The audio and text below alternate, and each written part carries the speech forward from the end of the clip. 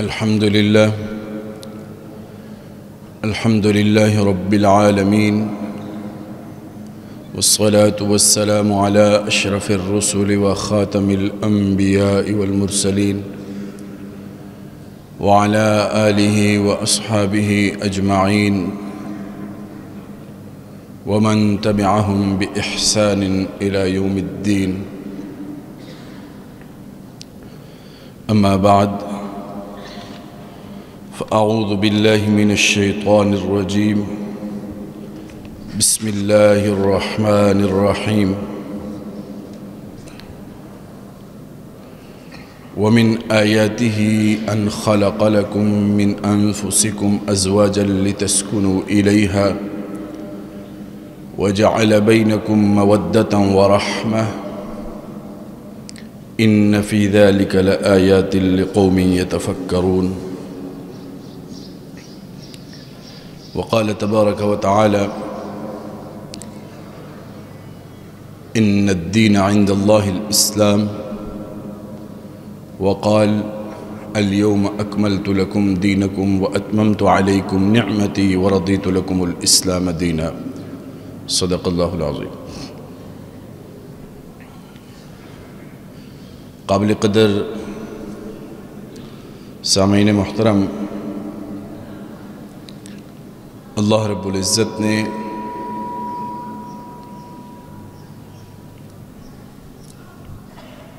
ہمیں ایسا دین عطا فرمایا کہ جو ہر اعتبار سے کامل اور مکمل دین ہے، اور اس کی تکمیل کا اعلان بھی رب العزت نے خود فرمایا کہ آج ہم نے آپ کے لیے آپ کے دین کو مکمل کر دیا،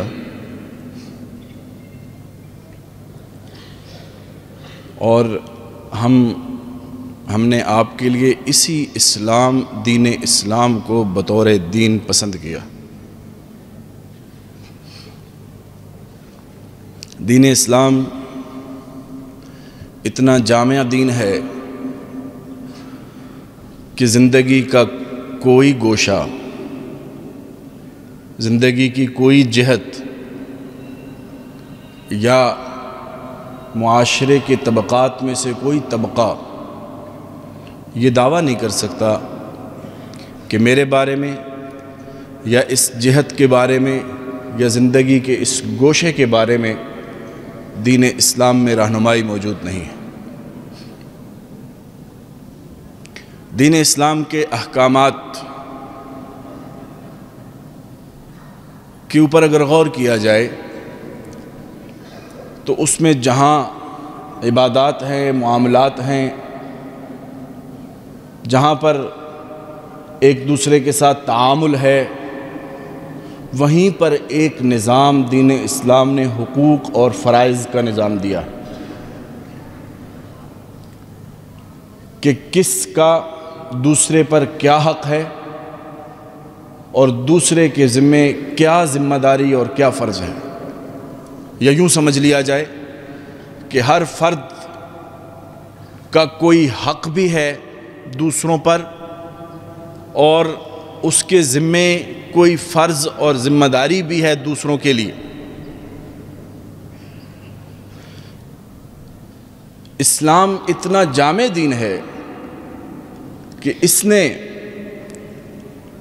معاشرے کے ہر فرد کے حقوق کا تحفظ کیا ہے.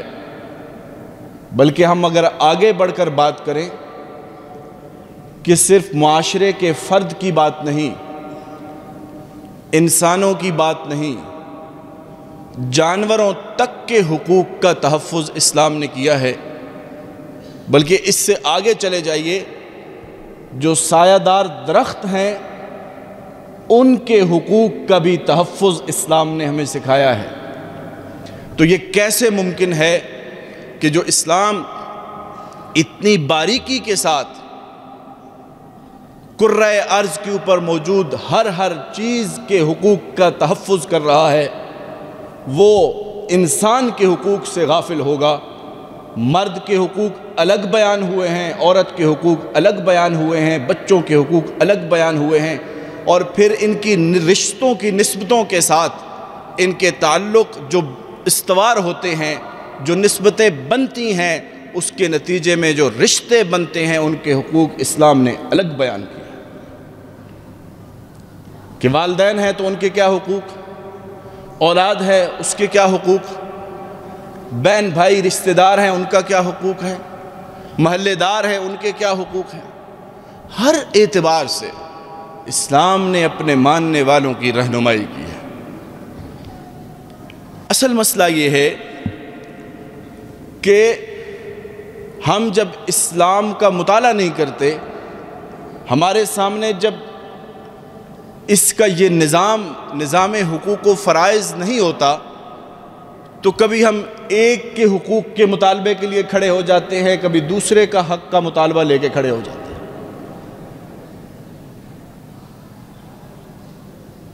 کبھی ایسا لگتا ہے کہ عورتوں کو ان کے حقوق نہیں دیے جا رہے، جبکہ اسلام نے سب سے پہلے آ کر جو معاشرتی بگاڑ کو سنوارا ہے، اس کے اندر ایک بہت بڑا رول اس وقت معاشرتی بگاڑ کے اندر عورتوں کے حقوق نہ دینے کی وجہ سے تھا۔ عورت کو اس کو حق دینا تو دور کی بات، دور جاہلیت کے اندر اس کو خود میراث کے اندر بطور مال تقسیم کر دیا جاتا تھا۔ اس کی انسانی حیثیت کے اوپر سوالیہ نشان آ چکا تھا۔ اسلام نے آ کر اس کو ایسا مقام دیا، اتنا بلند مرتبہ عطا کیا کہ حضور اقدس صلی اللہ علیہ وسلم کی احادیث اس موضوع کے اوپر ایک بڑی تفصیل کے ساتھ ہماری رہنمائی کرتی ہیں۔ اگر صرف قرآنی آیت کے اوپر اس حصے پر غور کر لیا جائے جس میں رب العزت فرماتے ہیں وَعَاشِرُوهُنَّ بِالْمَعْرُوفِ، اور حضور کا یہ فرمان فَاتَّقُوا اللَّهَ فِي النِّسَاءِ، قرآن کہہ رہا ہے ان کے ساتھ بھلے طریقے کے ساتھ رہو، اور حضور فرما رہے ہیں کہ ان کے معاملے میں اللہ سے ڈرو۔ اور ایک حدیث میں یہاں تک آپ نے فرمایا کہ عورتوں کے ساتھ بھلائی کے بارے میں میری وصیت قبول کر لو۔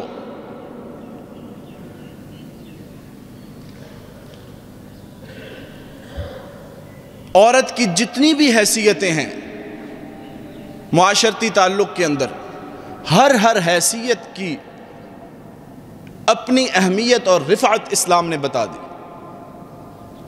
اگر عورت ماں کی حیثیت سے ہے تو اس کو اتنا درجہ دیا اسلام نے، اتنا مکمل اور اعلیٰ درجہ اس کو عطا فرمایا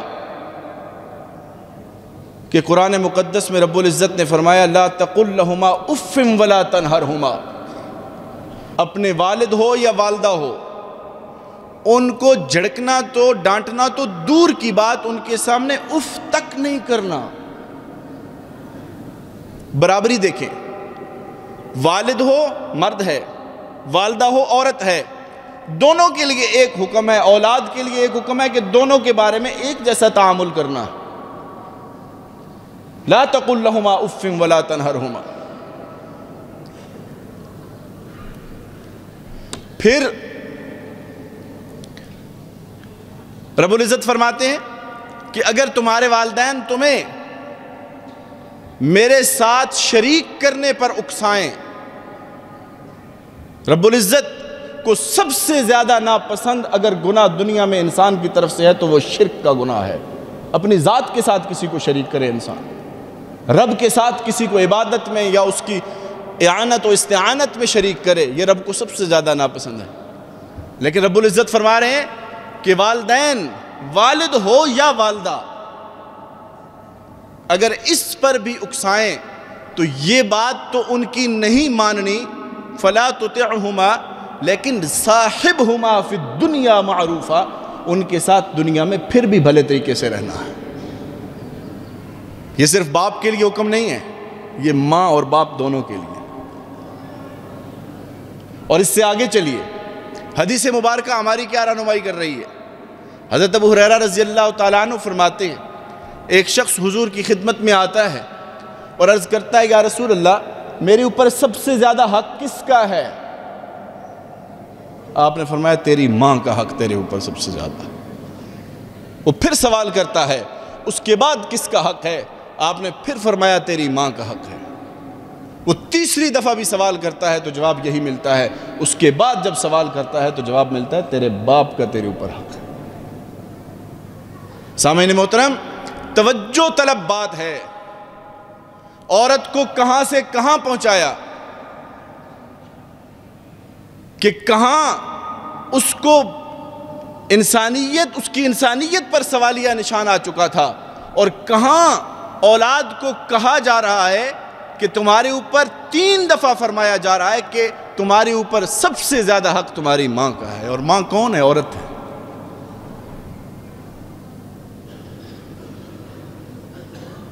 دوسرے رشتے پہ آ جائیے، بیوی کی نسبت سے آ جائیے۔ قرآن نے کہا نا عاشروہن بالمعروف، اچھے طریقے سے رہو۔ اور حدیث پاک کے اندر حضور اقدس صلی اللہ علیہ وسلم فرما رہے ہیں خیرکم لأہلہ، تم میں سے بہتر وہ ہے جو اپنے گھر والوں کے ساتھ بہتر ہے۔ گھر والوں سے کون مراد ہوتا ہے؟ سب سے پہلے گھر والوں کا اور اہل بیت کا اطلاق سب سے پہلے بیوی پر ہوتا ہے۔ یہ معاشرے میں ایک معمول کی بات ہے۔ آپ کسی سے جب بات کرتے ہیں تو وہ پوچھے آپ کے ساتھ کون ہے، تو بندہ کہتا ہے میرے ساتھ گھر والے ہیں۔ اس سے کون مراد ہوتا ہے؟ سب سے پہلے بیوی مراد ہوتی ہے۔ حضور فرمائے تم میں سے بہتر وہ ہے جو اپنے گھر والوں کے ساتھ بہتر ہے۔ اور صرف یہیں تک بات ختم نہیں فرمائی، آگے فرمایا انا خیرکم لأہلی، میں تم میں سے سب سے زیادہ اپنے گھر والوں کے لیے بہتر ہوں۔ عملی طور پر آپ نے کر کے دکھایا کہ گھر والوں کے ساتھ کیسے رہنا۔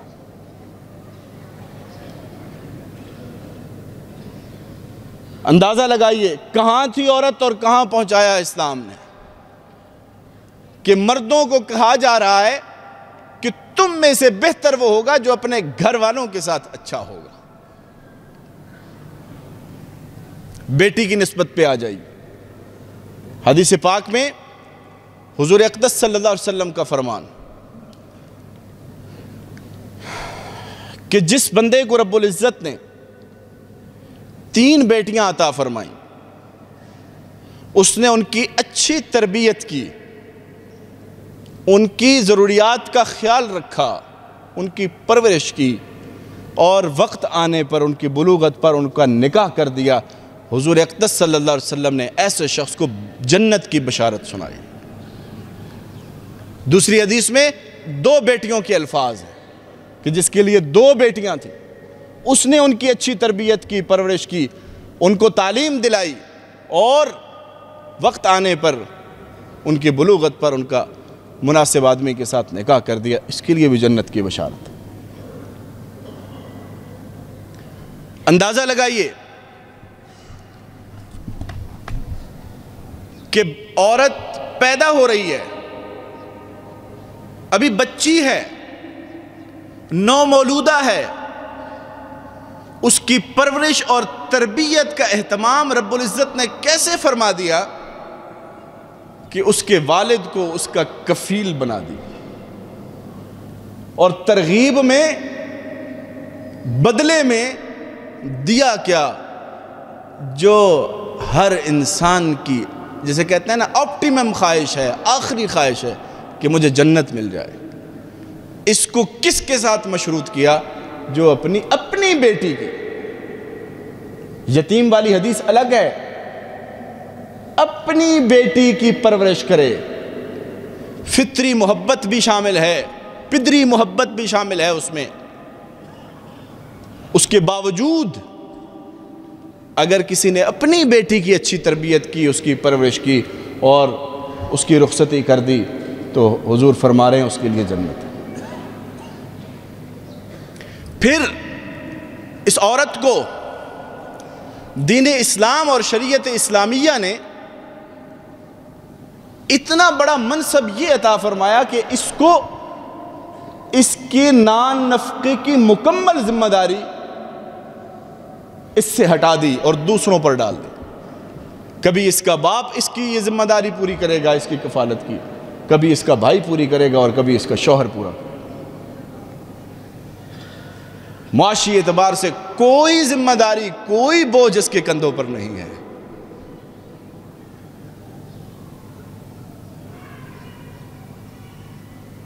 اور پھر اس کی حقوق کی اگر آپ بات کرتے ہیں تو دین اسلام نے، یہ دین اسلام میں نے شروع میں عرض کیا، یہ رب العزت نے عطا کیا ہے اور اس پر وہ خوش بھی ہے۔ رضیت لکم الاسلام دین، وہ ذات ہے جو علیم و خبیر ذات ہے، جس کو ماضی کا بھی علم ہے، حال کا بھی اور مستقبل کا بھی علم ہے۔ اس کے علم میں تھا کہ مستقبل میں کیا کیا مسائل سامنے آ سکتے ہیں اور کیا کیا تقاضے زمانے کے سامنے آ سکتے ہیں۔ اس کے باوجود اگر اس نے کسی کا کوئی حق متعین کر دیا ہے تو اس سے بہتر اس کا کوئی حق ہو نہیں سکتا، چاہے وہ مرد ہو، چاہے وہ عورت ہو، چاہے وہ بچہ ہو، چاہے وہ بچی ہو، کوئی بھی فرد ہو معاشرے کا، اس کا جو حق دین اسلام نے مقرر کیا ہے بیسیکلی وہ رب العزت کی طرف سے مقرر کردہ ہے، اور رب العزت مستقبل کے تمام امور جو آنے والے ہیں ان سے خبیر بھی ہے، علیم بھی ہے۔ اس وجہ سے اس کے مقرر کردہ حقوق میں جتنی تکمیل اور اتمام موجود ہے اور جتنی جامعیت موجود ہے وہ زمانے کی طرف سے آنے والے اٹھنے والے مطالبات میں وہ تکمیل اور وہ تتمیم نہیں ہو سکتی۔ ایک چیز کسی زمانے میں بڑی خوشنما لگ رہی ہوتی ہے اور لگ رہا ہوتا ہے کہ اس کے ذریعے سے اس کے حق بھی پورا ہو رہا ہے، اس کی ضرورت بھی پوری ہو رہی ہے، لیکن کچھ عرصے کے بعد خود انسان ہی کہہ رہا ہوتا ہے کہ یہ ہم نے اس وقت کیا چاہا تھا، کیا مطالبہ کیا تھا۔ اپنے بنائے ہوئے قانون کو وہ خود برا بھلا کہہ رہا ہوتا ہے۔ یہ ایک واحد رب العزت کا بنایا ہوا قانون ہے جو سدا بہار ہے، جس میں اتنی جامعیت ہے کہ قیامت تک آنے والے ہر انسان کے لیے اس کی ضرورت، اس کی رہنمائی کا سامان اس میں موجود ہے۔ انسان بعض اوقات اپنی کم علمی کی بنیاد پر، کم فہمی کی بنیاد پر یا تجربے اور مشاہدے کی کمی کی بنیاد پر ایسی چیز مانگ بیٹھتا ہے جس پہ بعد میں اس کو خود پچھتانا پڑتا۔ اور یاد رکھیے گا رب العزت کی ذات صرف علیم و خبیر نہیں، وہ بڑی حکیم ذات بھی ہے۔ اس کی صفاتی نام تو بہت ہیں، تعداد اس کی صفات ہیں۔ حکمت کا تقاضا کیا تھا کہ اس کو کیا حق دیا جائے، کیا نہ دیا جائے، یہ وہ ذات جانتی ہے۔ اس کو ایک مثال سے سمجھیے۔ چھوٹے بچے کو جب ہم ڈاکٹر کے پاس لے کر جاتے ہیں تو ڈاکٹر اس کے لیے کوئی سخت دوائی یا انجیکشن تجویز کرتا ہے تو بچہ مزاحمت کرنا شروع کر دیتا ہے، لیکن اس کے والدین اس کو پکڑ کے رکھتے ہیں۔ وہ والدہ جو سب سے زیادہ اس سے پیار کرنے والی ہے وہ بھی ساتھ تعاون کرتی ہے کہ نہیں، اس وقت اس کے لیے بہتر یہ ہے کہ یہ وقتی تکلیف تھوڑی دیر کے لیے برداشت کر لے، آگے اس کے لیے بہتری۔ اب اس بچے کی فکر اور سوچ کے لحاظ سے اس کے والدین کا جو مستویٰ ہے اور لیول ہے سوچ کا وہ اوپر ہے۔ اسی طرح سے انسان اپنی کم علمی اور کم عقلی اور کم فہمی کی بنیاد پہ بعض اوقات ایسی چیز سوچ بیٹھتا ہے اور اس کو مطالبے کا رنگ بھی دے دیتا ہے کہ یہ میری ضرورت اس وقت پوری ہو جائے، اور اس کے خلاف کوئی چیز ہو تو اس پہ مزاحمت بھی اتر آتا ہے لیکن حقیقت میں اس کی کیا ضرورت تھی، کیا ضرورت ہے اور کیا ضرورت ہوگی، کیا تقاضے تھے، کیا ہیں اور کیا ہوں گے، ان سے آگاہ ہے تو اکیلی اللہ رب العزت کی ذات ہے۔ اس وجہ سے دین اسلام کے بارے میں شکوک و شبہات میں مبتلا ہونے کی بجائے پہلی چیز یہ ہے کہ ہم اس میں پڑھیں، خود مطالعہ کریں، ہمیں پتہ چلے کہ ہے کیا ہمارے حقوق میں سے اس میں، اور وہ چیز جس کو یہ بتایا جا رہا ہے کہ بڑا ظلم ہو رہا ہے اس کے اوپر، وہ اصل میں ظلم ہے یا وقتی طور پر ہمیں سمجھ نہیں آ رہا۔ سامعین محترم، گفتگو کا خلاصہ یہ ہے کہ رب العزت نے جو دین ہمیں عطا کیا وہ دین کامل، اکمل اور مکمل اور جامع دین ہے۔ اس میں ہر ایک کے حقوق اور فرائض متعین ہیں، بیان کر دیے گئے ہیں۔ ہماری اس وقت ذمہ داری یہ ہے کہ شریعت اسلامیہ کے اندر، دین اسلام کے اندر جو حقوق جس کے بیان ہوئے ہیں ان سے آگاہی حاصل کریں، اور آگاہی حاصل کرنے کے بعد اس کے اوپر اپنی ذمہ داری جو ہے اس کو پورا کرنے کی کوشش کریں۔ ایک بہت بڑا مسئلہ یہ بھی ہوتا ہے کہ شریعت اسلامیہ نے تو حقوق بیان کیے ہیں، لیکن یہ انسان ہی ہوتا ہے جو ان کے حقوق ادا نہیں کر رہا ہوتا، اور اس کی وجہ سے تشکیک اور شکوک و شبہات کی فضا جنم لیتی ہے۔ تو جو فرائض اور جو ذمہ داریاں انسان کو معلوم ہوں کہ اس کے کندھے پر ہیں، ان کو پورا کرنے کی بھی کوشش کرے۔ رب العزت سے دعا ہے کہ رب کریم ہمیں اپنی ذمہ داریوں کو بحسن خوبی ادا کرنے کی توفیق نصیب فرمائے، اور کسی دوسرے کے کیا حقوق ہم پر ہماری طرف متوجہ ہیں ان سے ہمیں آگاہی بھی حاصل کرنے کی توفیق نصیب فرمائے۔ اقول قولی ھذا استغفر اللہ لی ولکم ولسائر المسلمین واستغفروہ انہ هو الغفور الرحیم۔ الحمد للہ رب العالمین، والصلاة والسلام على أشرف الرسل وخاتم الأنبياء والمرسلين وعلى آله وصحبه أجمعين ومن تبعهم بإحسان إلى يوم الدين. أما بعد، فيا أيها الناس، خلق الله تبارك وتعالى البشر نساء ورجالا ليكونوا خلفاء في الأرض، ومن حكمته تبارك وتعالى أن جعل المرأة ركناً أساسياً في هذا الهدف العظيم، ألا وهو خلافة وعمارة الأرض. فلن تكتمل ولن تتحقق الخلافة بكامل أركانها وحقيقتها بدون المرأة. فالمرأة إخوتي في الله هي أساس المجتمع، وهي جزء كبير منه، وهي كذلك مسؤولة عن تربية وتنشية الأبناء من الذكور والإناث. ونعلم جميعاً أن المرأة في الجاهلية كانت تعامل معاملة لا تليق بمكانتها، فكانوا يعتبرون ولادة البنت شؤما وعارا على والدها، وكان بعضهم يقوم بدفن بناته خوفا من الفقر والعار الذي قد يلحق به بسببهن.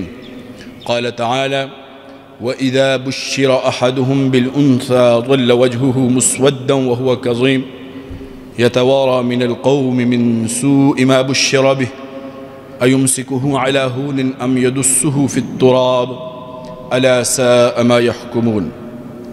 فكانوا يحرمونهن من حقوقهن كحقهن في الميراث، فكان للرجال دون النساء، وكان الرجل الواحد يستطيع الزواج بأكثر من 4 نساء غير عابئ، بما يلحق ذلك من الظلم لها وعدم العدل. فجاء الإسلام، وعند ذلك تحول حال المرأة من الذل والمهانة إلى الرفعة والكرامة. وجاءت الشريعة الإسلامية ولم تفرق بين النساء والرجال من حيث التكاليف. قال تبارك وتعالى: من عمل صالحا من ذكر أو أنثى وهو مؤمن فلنحيينه حياة طيبة ولنجزينهم أجرهم بأحسن ما كانوا يعملون. كما أعطت الشريعة الإسلامية المرأة حقوقها بالعدل دون ظلم وتمييز. قال الله تبارك وتعالى: والذين يؤذون المؤمنين والمؤمنات بغير ما اكتسبوا فقد احتملوا بهتانا وإثما مبينا. وقد رفع الإسلام مكانة المرأة وأكرمها بما لم يكرمها به أي دين سابق للإسلام. ومن الحقوق التي أعطاها الإسلام للمرأة حقها في الميراث وحقها في طفولتها، فلها حق الرضا والرعاية وإحسان التربية، وهي في ذلك الوقت قرة العين وثمرة الفؤاد لوالديها وإخوانها. إخوتي في الله، علينا أن نتذكر في كل وقت وصية رسول الله صلى الله عليه وسلم، فقد أوصانا بالنساء فقال: من كان يؤمن بالله واليوم الآخر فإذا شهد أمرا فليتكلم بخير أو ليسكت، واستوصوا بالنساء، وقال: واستوصوا بالنساء خيرا. وهذا يعني الإحسان إليهن وحسن معاشرتهن، فلا يقسو عليها أحد ولا يعاملها بما لا يجوز. فالله تعالى خلق المرأة ضعيفة تحتاج لرجل يحميها ويقوم على شؤونها ويصونها، وكرم الله النساء تكريما ما بعده تكريم. إخواني الكرام، إن الله يأمر الجميع بالعدل، فقد أعطى سبحانه وتعالى كل ذي حق حقه سواء أكان رجلا أم امرأة، فجعل الإسلام للمرأة كيانها العظيم، والواجب علينا ألا نمنع عنها هذه الحقوق. فالله سيسألنا ويحاسبنا يوم القيامة إن كنا قد ظلمنا المرأة وتعدينا على حقوقها، لأنه مما لا يرضاه الله سبحانه وتعالى. فلنتق الله نساءنا، فقال النبي صلى الله عليه وسلم: اتقوا الله في النساء. وقد كرمها الإسلام وأعطاها من الحقوق ما هي أهل لها، فجعلها مكرمة مصونة، وكفلها كذلك من حيث النفقة، فهي لا تنفق على نفسها حتى لو كانت قادرة على ذلك، فقد جعل الشرع ذلك معروفا واجبا على أبيها ما دامت عنده، وإن توفي أبوها فتكون نفقتها على وليها الذي يقوم على شؤونها. وفي بيت زوجها فإن الزوج هو من ينفق عليها تكريما لها. ومن مكانة المرأة في الإسلام ما ثبت عن رسول الله صلى الله عليه وسلم في الحديث الشهير: جاء رجل إلى رسول الله صلى الله عليه وسلم فقال: يا رسول الله، من أحق الناس بحسن صحابتي؟ قال: أمك. قال: ثم من؟ قال: ثم أمك. قال: ثم من؟ قال: ثم أمك. قال: ثم من؟ قال: ثم أبوك. وهذا تكريم وتقدير عظيم، وهذه مكانة رفيعة لا يصل إليها أحد من الرجال. فقد تقدمت المرأة وهي الأم على الأب في حديث النبي هذا، ولعل هذا ذلك التقديم وهذه المكانة تأكيد على عظم حقها، وتأكيد منه صلى الله عليه وسلم على حسن رعاية ومعاملة المرأة. يا عباد الله، المرأة هي الأم والأخت والبنت والزوجة، وقد بلغ من تكريم الإسلام للمرأة أنه خصص باسمها سورة من سور القرآن الكريم سماها سورة النساء. وكرم الإسلام المرأة زوجة، فجعل الزواج منها آية من آياته، فقال تبارك وتعالى: ومن آياته أن خلق لكم من أنفسكم أزواجا لتسكنوا إليها وجعل بينكم مودة ورحمة إن في ذلك لآيات لقوم يتفكرون. وكرم الإسلام المرأة بنتا، فجعل تربيتهن سترا من النار. عن عائشة رضي الله تعالى عنها: جاءتني امرأة معها ابنتان تسألني فلم تجد عندي غير تمرة واحدة فأعطيتها فقسمتها بين ابنتيها، ثم قامت فخرجت، فدخل النبي صلى الله عليه وسلم فحدثته فقال: من يلي من هذه البنات شيئا فأحسن إليهن كن له سترا من النار. أقول قولي هذا، أستغفر الله لي ولكم ولسائر المسلمين، واستغفروه إنه هو الغفور الرحيم. إن الحمد لله نحمده ونستعينه ونستغفره ونؤمن به ونتوكل عليه، ونعوذ بالله من شرور أنفسنا ومن سيئات أعمالنا، من يهده الله فلا مضل له ومن يضلله فلا هادي له، وأشهد أن لا إله إلا الله وحده لا شريك له، وأشهد أن سيدنا وحبيبنا ومولانا محمدا عبده ورسوله. أما بعد، فأعوذ بالله من الشيطان الرجيم. بسم الله الرحمن الرحيم. إن الله وملائكته يصلون على النبي يا أيها الذين آمنوا صلوا عليه وسلموا تسليما. اللهم صل على سيدنا ومولانا محمد وعلى آل سيدنا ومولانا محمد وبارك وسلم وصل عليه. اللهم صل على سيدنا ومولانا محمد بعدد من صلى وصام، وبعدد من قعد وقام، وصل كذلك على جميع الأنبياء والمرسلين، وعلى الملائكة المقربين، وعلى الصحابة رضوان الله تعالى عليهم أجمعين، خصوصا على الخلفاء الراشدين المهديين أبي بكر وعمر وعثمان وعلي رضي الله تعالى عنهم أجمعين. اللهم اغفر للمؤمنين والمؤمنات والمسلمين والمسلمات الأحياء منهم والأموات، إنك سميع قريب مجيب الدعوات. اللهم انصر الإسلام والمسلمين، اللهم أيد الإسلام والمسلمين، اللهم انصر من نصر دين محمد صلى الله عليه وسلم واجعلنا منهم، واخذل من خذل دين محمد صلى الله عليه وسلم ولا تجعلنا معهم. اللهم اشف مرضانا ومرضى المسلمين، اللهم اشفنا وارحمنا كله. اللهم طهر قلوبنا من النفاق، وأعمالنا من الرياء، وألسنتنا من الكذب، وأعيننا من الخيانة، إنك تعلم خائنة الأعين وما تخفي الصدور. عباد الله رحمكم الله، إن الله يأمر بالعدل والإحسان وإيتاء ذي القربى وينهى عن الفحشاء والمنكر والبغي، يعظكم لعلكم تذكرون.